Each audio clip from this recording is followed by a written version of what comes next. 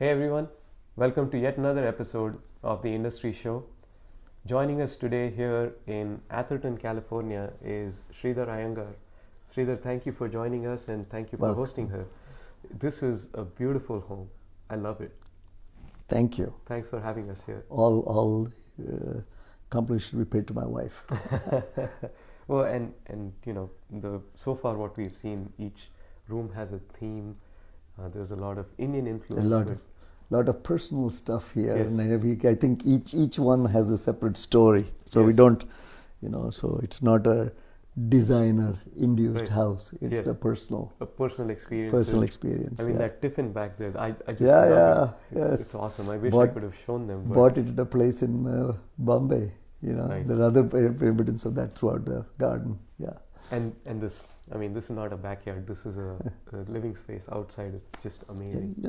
Amazing enough, it's there's a difference between what I would call a house and a home. Yes, And I this is a think home. we've tried to create a Yes. home.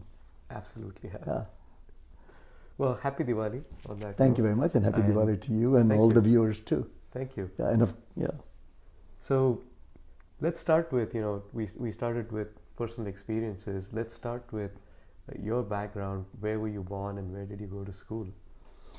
Actually, I am as close to a midnight child as there are. I was born on the 13th of August, 1947. Wow. And I jokingly say that I was the last straw. The British said that we must now leave. So I was born on 13th of August 1947. And so I was that generation, grew up in that generation of Indians who had tremendous hope for India. Yes. There was a feeling that at long last, were the creators of our own destiny. And there was enormous optimism. Right. Enormous sense of being able to change the world. So the 50s and 60s really were the what I would call shaped my view of life. And I came from a family which was very open to outside ideas, in the sense that they were not restrictive. Even though we were Brahmins, my father kept his religion to himself, so we did not evangelize, Right. Or it wasn't enforced on you. enforce it or anything, and there was no restrictions on wanting to do this, going to temple, anything else, or things like that.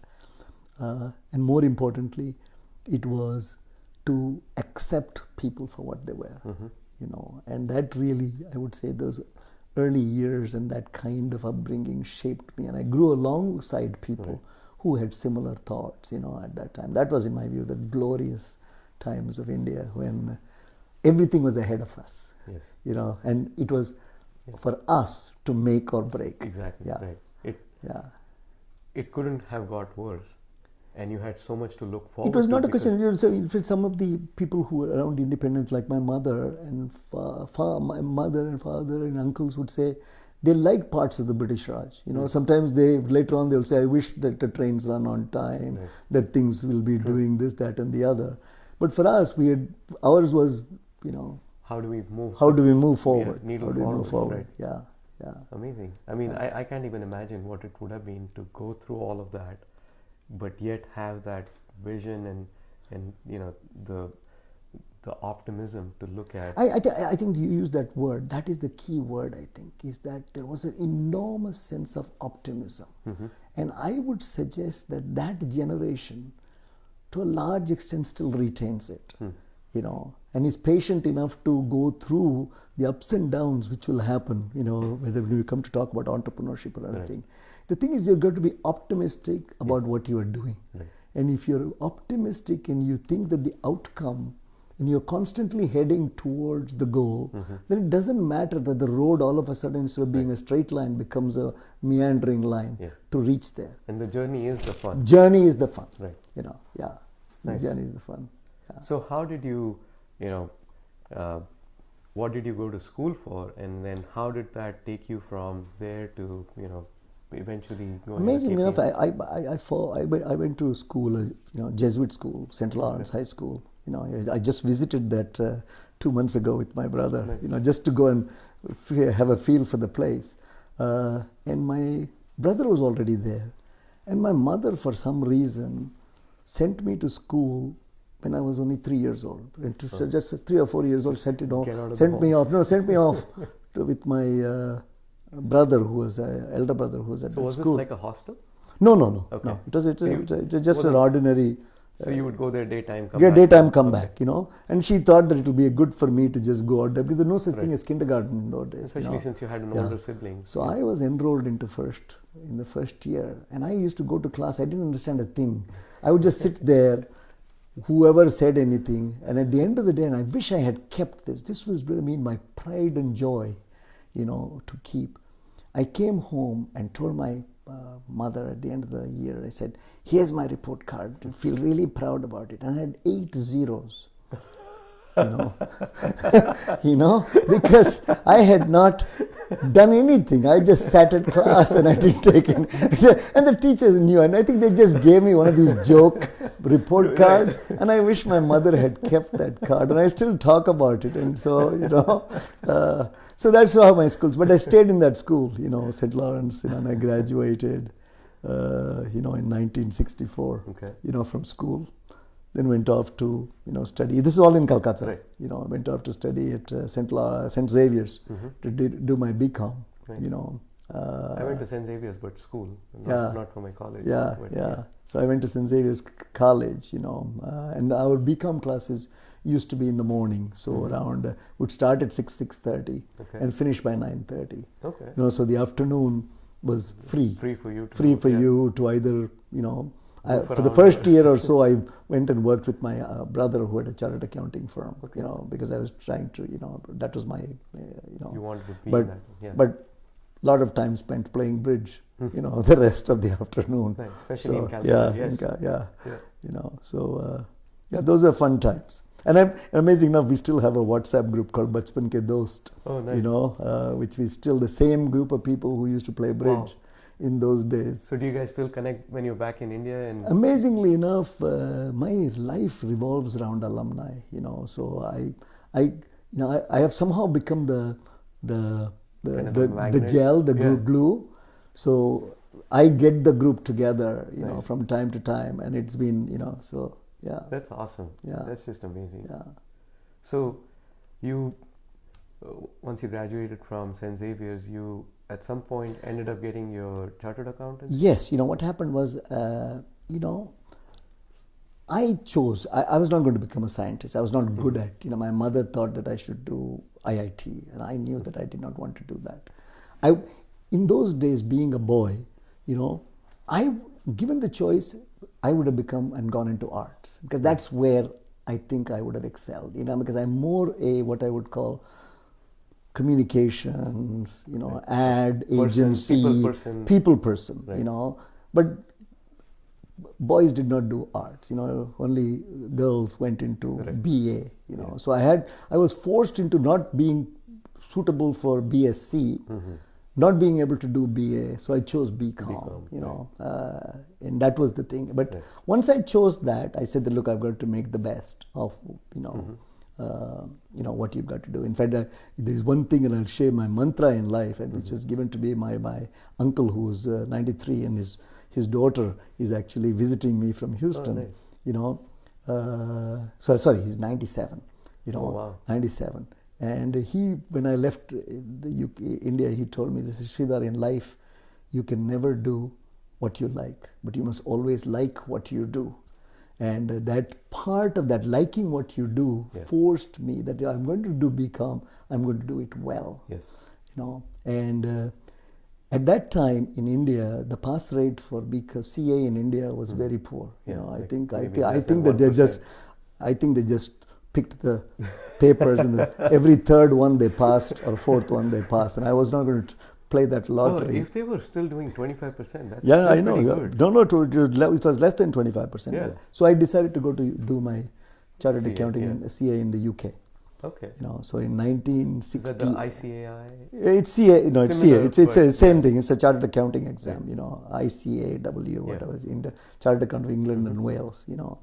And so I left India in 1968. Okay. and went to the UK to do my chartered accounting. Did you ever go back to India for work? Not until 1993 when India opened up. I then went back when I was a partner at KPMG. Right. I went back to India, helped set up KPMG in India, and then actually went to work in India between 97 and 2000. And now, of course, I commute to India every month. Right.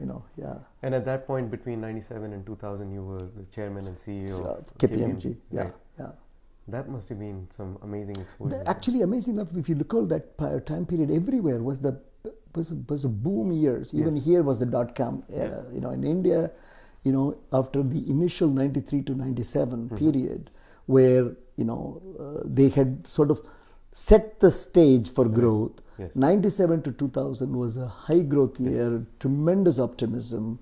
India had just started, the telecom deregulation had come into place, I remember having played with the first cell phone that we Yeah, got. yeah, And yeah. The markets, like you said, the first 93 to 97 was when they opened things up, Opened but then things they were up. trying to figure out how to manage this. And even though I had been with KPMG both in the UK and in the US by then, so from 97, I would have been there for nearly 20 odd years, no, nearly 30 years. 30 years. 30 years. 60, I joined them in 68.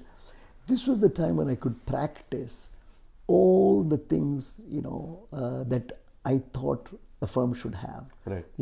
Starting from scratch, starting a big firm from scratch in a new location with tremendous growth opportunities. Right. So I could experiment with, Yes. management styles, how to get people involved, and make them, everybody in the organization feel that it was their organization, they were not working for anybody. Right. And amazingly enough, that group, we call ourselves the KPMG 2000 group, is one of my most active WhatsApp group. Every day we still communicate, we still keep in touch, so I'm having lunch with some of them in London, at the beginning of December. So it gelled because we were all part of, and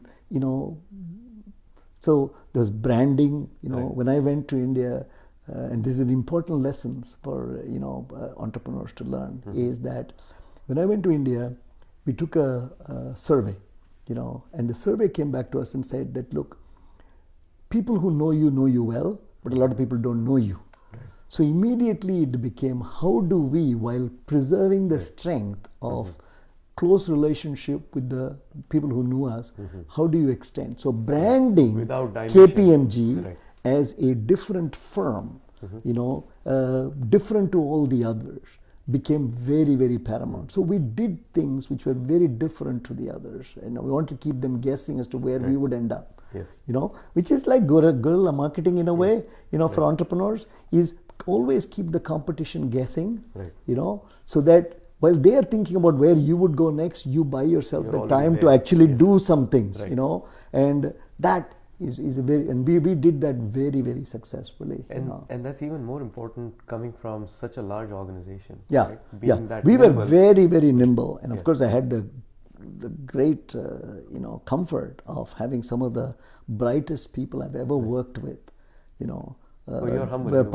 Absolutely, absolutely. In my view, this group, I would say, were world beaters. We could have been anywhere in the world, and I think we would have been successful as a group. And you did have this amazing opportunity to work with KPMG in pretty much every continent. That's right. Yeah, so I was, obviously UK, US, Asia, so as part of the Asia group as well. But the India group is somehow very special, very special. So as you moved around, transitioning from these different geographies, there's also a lot of different cultural aspects, right? The people culture, but also the business culture. Were there any things that kind of stood out for you in terms of adopting to and also being able to use that energy, just like you said in India? Were there other things that could kind of stood out for you? Yeah, I think that, one of the things my parents inculcated me in very early on, and I gave the quote from my uncle, was, if you're going to do something, jump into it 110%. You know, if you hold back, you know, because you think that it's not going to work or something else, then you will not. Actually, it will be self-serving. You know, you will not achieve the objectives. Yeah. You know, the question is, so long as you think that, you know, there is a way forward, you know. One of the questions you had shared with me was, what are my fears? My fears have always been that I don't have a way to recover my own fumble.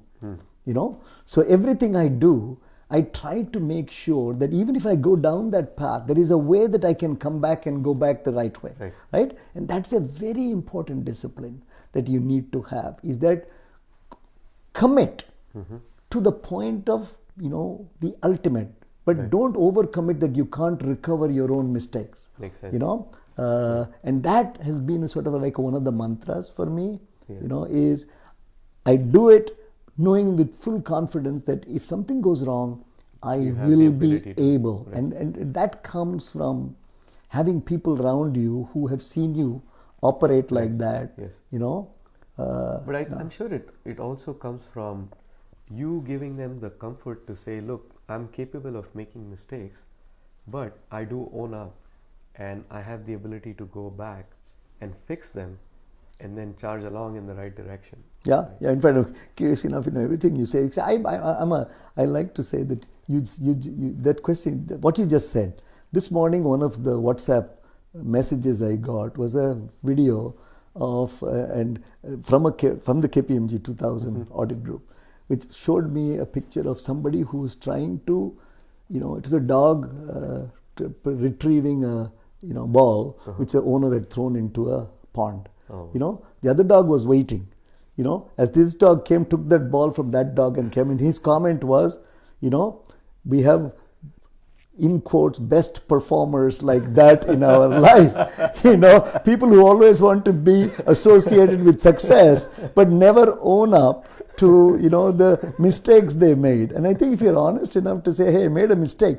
And the most important thing is having people forgive you for your mistake. That's what you buy every moment of the time. I think what you're trying to do in life is buy the second chance from that person, because that is what you will need. You know, his forbearance to act, you know, or take action against you or whatever it is that they give you the benefit of the doubt all the time. It's because your intentions and your motivations are clear. And I think that plays very well into this whole, are you making a transaction with them or are you building a relationship?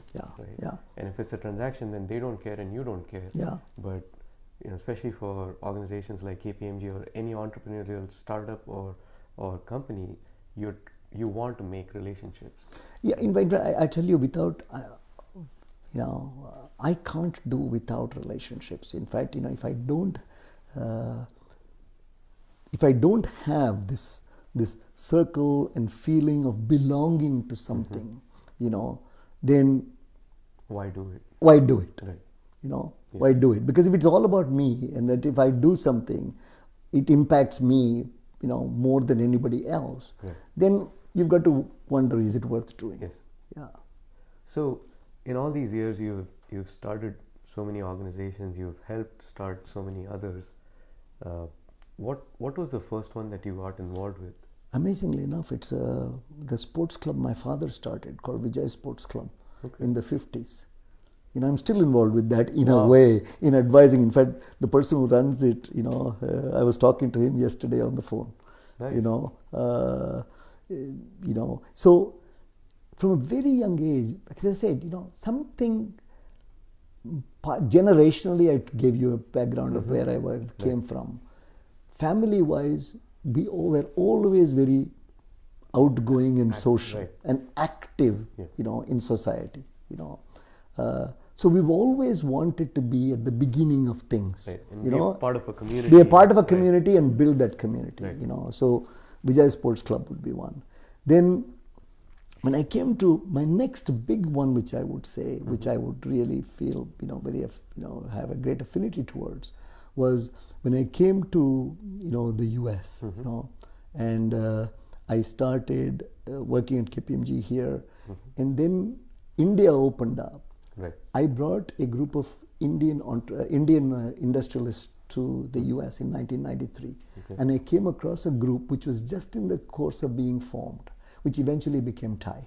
Oh, You know, which yeah. eventually Come became on, Thai. yeah. You know, so that got me involved, and so you know, so Thai became very much a part of my life. You know, Right. for about 10 years, 12 years. In fact, I took early retirement so that I could become the president of Thai. Okay. You know, I left KPMG Right.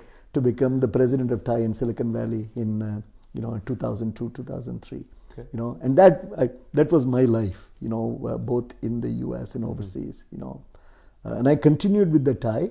And in the course of that, of course, you know, American India Foundation Right. was formed. Yes. You know, and so I sort of gravitated from Thai to American India Foundation, and then in American India Foundation, being the director with responsibility for the Clinton Fellowship, Correct. you know, became my life. And I would say that everything I do now is based on that network. Everything I do on the philanthropic side is based on that network I created to the Clinton Fellows. They are my go-to people for everything that I do. Nice. And I've kept in touch with them, you know, as a mentor, as a friend. Everywhere I go, I try to meet up with them. You know, yeah.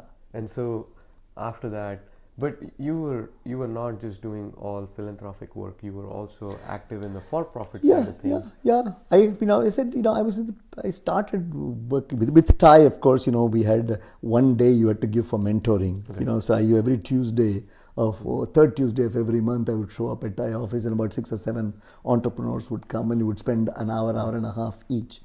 And I have this feeling about mentorship. You know, a lot of my colleagues would say that, you know, you mentor the successful ones, or those who think you're successful.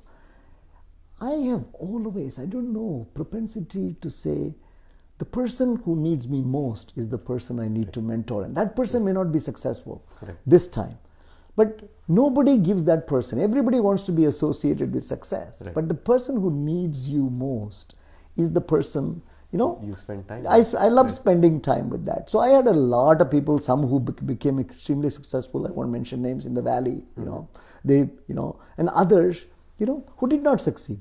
But my relationship with them doesn't change because of that, you know. As far as companies are concerned, you know, I said, I'm still continuing to, you know, invest small amounts of money in, you know, various companies, including, you know, my own venture, you know, in India. But, you know, I'm now working on 3 or 4 companies where I'm both the mentor. The one thing I am not is, I have made some what I would call financial investment, you know, but most of my investment is with companies where I'm actively involved. It's you more know, an more a mentorship which Right. led to the investment, you know. So giving of the money is the easiest part, whether it's philanthropy or investment. It's the giving of your time and your experience, you know. And your intellectual That's capital. right. That is the most important. But and that I think is what entrepreneurs need, at least in the very early stages, you know. Yeah. They need your experience, your wisdom, and if you can help them with capital, sure. Yeah. So in fact, you know, I'm working with 4 companies now quite actively, but all 4 of them have got an India connection. And that is, you know, that in my view is the, you know, you want to play in that space. Because, you know, that's my strength, because I have got the relationships at both sides, you know. And while these are, amazing enough, these are 3 of them are Indian companies, you know, US companies which are looking at India as a market, and the other one is an Indian company, or 2 Indian companies which are looking to come to the US. And you you're know, in the I am the link. Right. You know, Yes. I am the connector. Any specific ones you want to mention or talk about? You know, I'll tell you, there's a company which I'm working with here. I hope Arthur will forgive me for mentioning the name. It's a very, very exciting company called Aintu, AINTU, you know, Inc., you know, which was introduced to me. So they are actually doing some great things in India.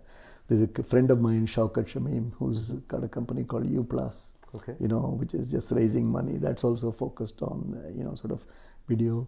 You know, sort of, I'm working with a company called Mintam, which is a computer vision company. You know,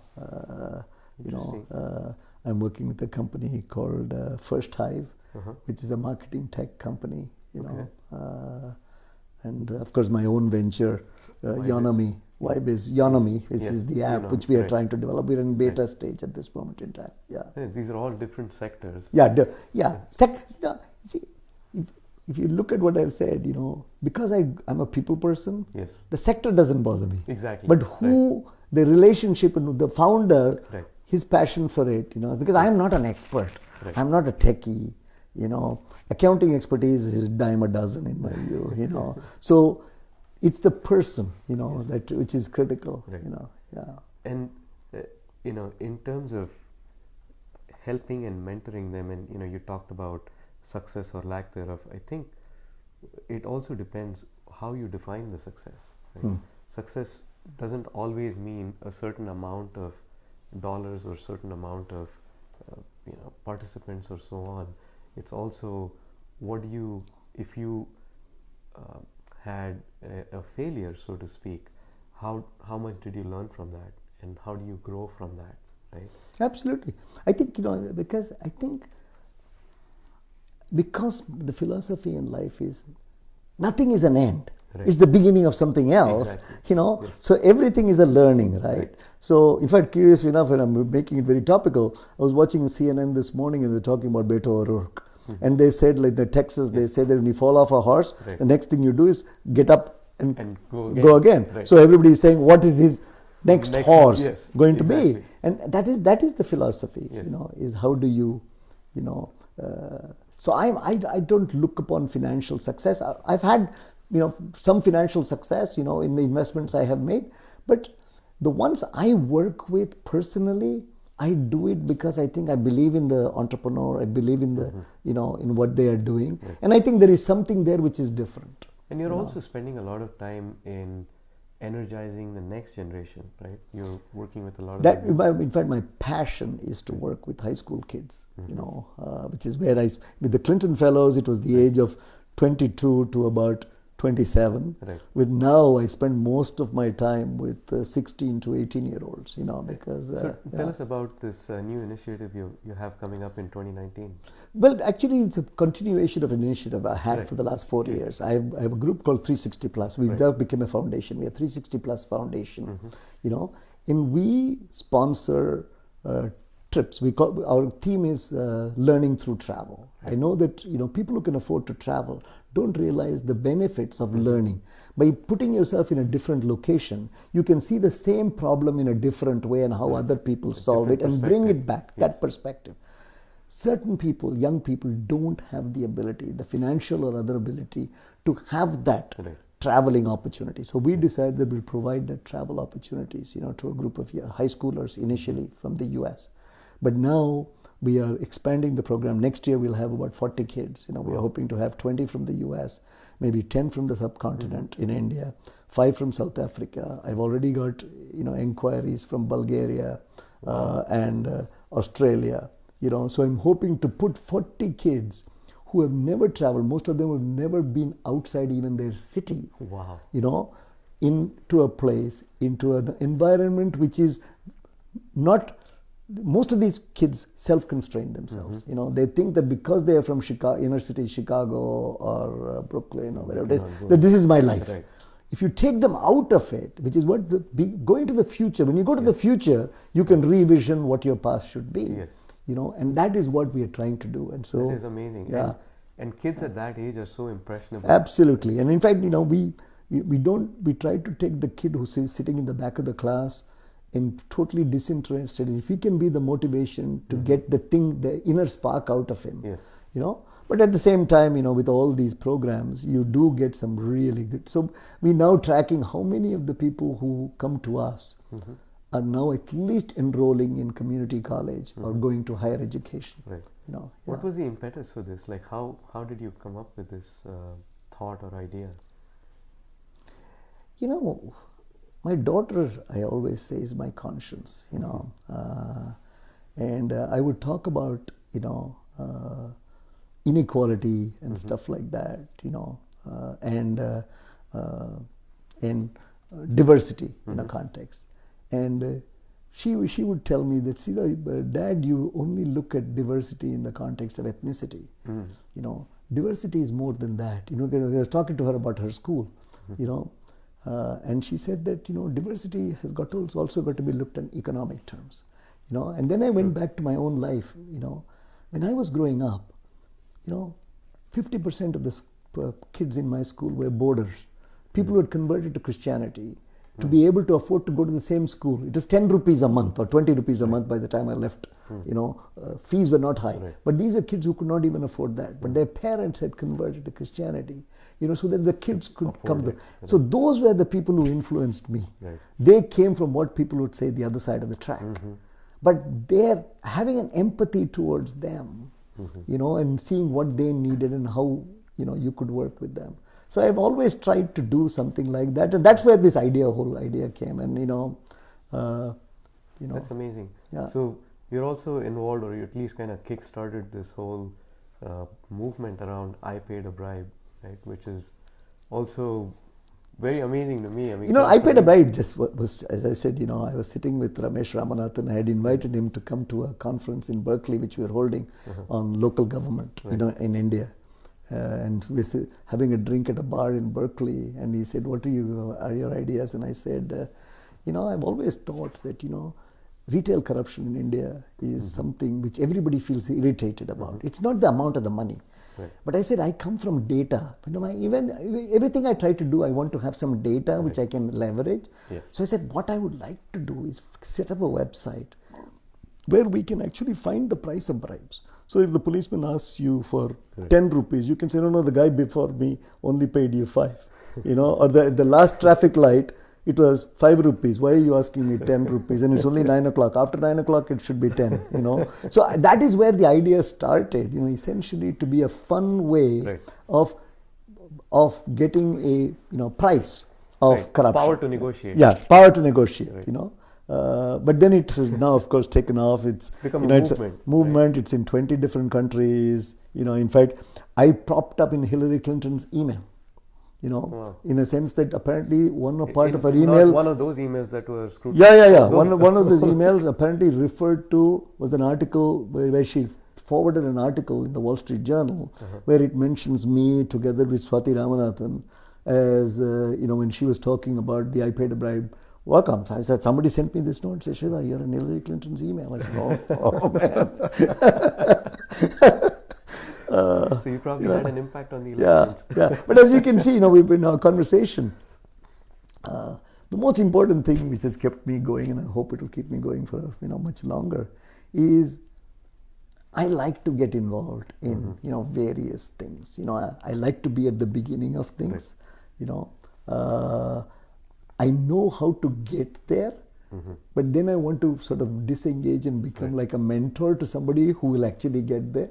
So you like starting the fire and making sure the fire is still lit. Yeah. And the question is, because my mind is constantly, this morning I posted an Instagram with the sun right on top of my hat. And as it was growing, and I said, look, I got another idea. And everybody sent it out and they're laughing at it. So I'm always looking for the next idea, Yeah. So talking about what's next, what are you most excited about right now in life? I mean, it doesn't have to be with business or work or anything. Other than family, I would say the working with high school kids, in my view, I hope that's a passion I will continue. And I felt that, when I sit back, 15, 20 years from now, and I'm already 71, I hope that I will, reach be as long, I will be as old as my uncle at 97, I want to be able to look back and see, some of the high school kids I'm working with now. You've made a change in their lives, a positive change. Yeah. That's worth doing. That's worth doing. Yeah. So in terms of, you've worked and served on so many boards of Fortune 100, Fortune 1000 companies, ICICI Bank, Infosys, the Murugappa Group, and now you're the chairman of the board with ICICI Venture. Tell us some of things you have learned and how the next generation can apply that, whether as entrepreneurs or just even as successful career people. Yeah, you see, if you look at it, so I've been at the start of things. I've also worked, both with KPMG as a professional partner and as a board member with some of the large companies, and part of my life is to get these companies to make sure that they become this, right? So that mentorship part of it. Right. When you reach that stage, then it becomes a question of, fiduciary responsibilities, governance, transparency in everything you do. And, I'm not saying that in every case you'll make it, everything will go right. But the most important thing I've tried to do as a board member is to be objective, and as an independent board member, the temptation is to prescribe and say, do this, do that. Our role is not to actually do it. Right. Our role is to say, is what they are doing, is that right? Right. And so that's what I would, kind of be the governance around. Not just passive governance, because I'm a very, very active board member. I spend time beyond the board meeting, but to make sure that you understand the context in which your advice is sought. Right. And not, because it's like an onion, right? If you peel one layer then and see something, somebody will say, why didn't you peel that one? Yes. Then you might as well keep peeling and you become part of management. So you've got to avoid becoming, the manager, but give the insight and let them, do Take it forward. That's been, so I come to the board in that, in that perspective. From that perspective. Yeah. So any final thoughts for people who are either considering entrepreneurship or are entrepreneurs, and something they would, you would want to leave them with? I mentioned one mantra which my uncle told me. The second mantra, which I honestly believe it, is that for anybody, in anything you do in life, if it's not fun, don't do it. I think that's absolutely critical, because if you can't have a sense of fun, you can't wake up in the morning and say, wow, I'm going to work. Yes. And it becomes a job or a task, then you will not be at your best. And if you're not at your best, you'll come home and saying, I could have done better. There'll be regrets. Yeah. You will not be happy inside. You'll not be happy inside. Right. You'll not be happy inside. Well, you're happy, and you make us happy. I go through my ups and downs, but generally I have a very positive outlook on life. I think things will improve. There are times when you start doubting that, but overall, This was amazing. Thank you very so much. Sridar. Thank you. Thanks a Thanks lot. again. Thank you. See you, everyone. Thank Thanks a you. lot.